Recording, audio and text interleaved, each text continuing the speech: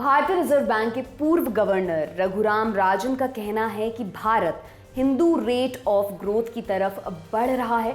उन्होंने इसे देश के लिए खतरनाक बताया। रघुराम राजन ने देश के धीमे आर्थिक विकास, प्राइवेट सेक्टर में निवेश, बढ़ते इंटरेस्ट रेट्स और वैश्विक मंदी की तरफ इशारा करते हुए ये बात कही है। लेकिन ये हिंदू रेट ऑफ ग्रोथ आखिर है क्या? पिछले महीने राष्ट्रीय सांख्यिकी विभाग यानी कि एनएसओ ने एक रिपोर्ट जारी की। इसमें लगातार हो रही मंदी के संकेतों का जिक्र था।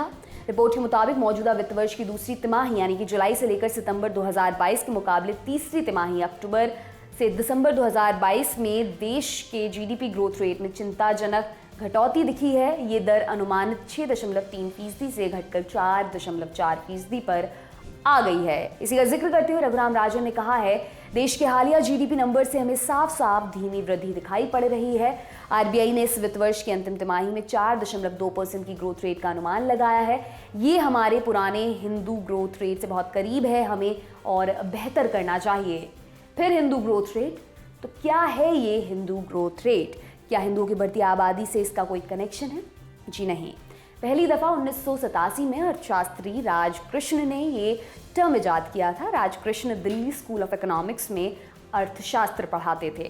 1940 से 1980 के बीच देश की आर्थिक स्थिति बहुत हंकी डोरी नहीं थी, मतलब बहुत अच्छी नहीं थी। उद्योग समय समय पर बन रहे थे लेकिन बाजार नहीं खुला। मुख्य तौर पर किसानों पर ही निर्भरता रहती थी, लिहाजा देश का जीडीपी ग्रोथ रेट 4% के आसपास रहता था।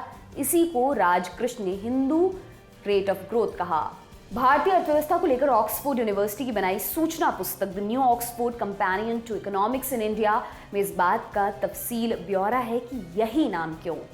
दरअसल आज़ादी के बाद से लेकर 1980 तक अर्थव्यवस्था के लिहाज से देश के लिए बहुत उथल पुथल वाला समय रहा।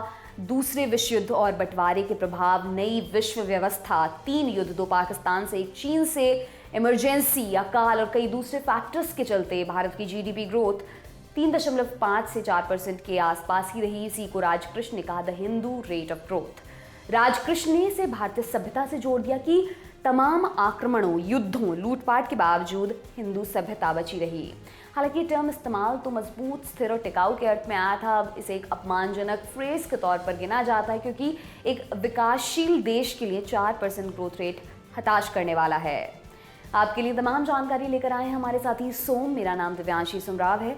देखते रहिए द लंदन टॉप। शुक्रिया।